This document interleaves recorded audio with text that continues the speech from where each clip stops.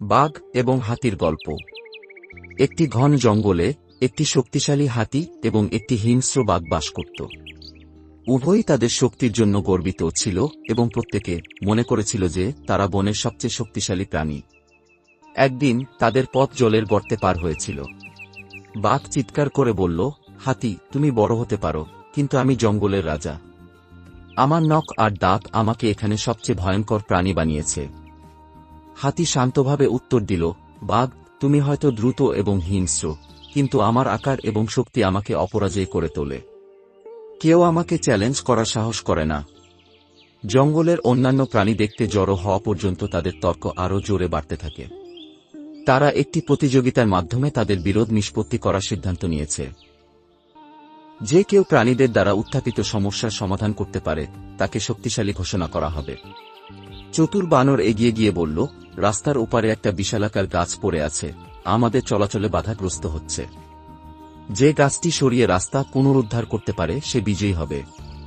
বাঘ আত্মবিশ্বাসের সাথে গাছের কাছে গেল।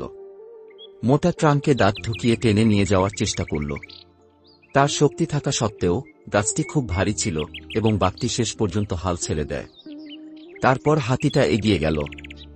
গাছের চারপাশে তার শক্তিশালী কাণ্ড মুড়িয়ে তিনি এটি তুলতে চেষ্টা করেছিলেন, কিন্তু কাণ্ডটি পিচ্ছিল ছিল এবং গাছটি নড়বে না। বাঘ এবং হাতি উভয়েই একে অপরের দিকে তাকাল, বুঝতে পারল তারা একা সফল হতে পারবে না।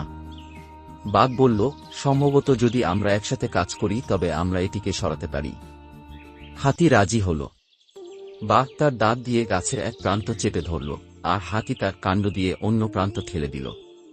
একসাথে তারা গাছটিকে পথ থেকে সরাতে সক্ষম হয়েছিল।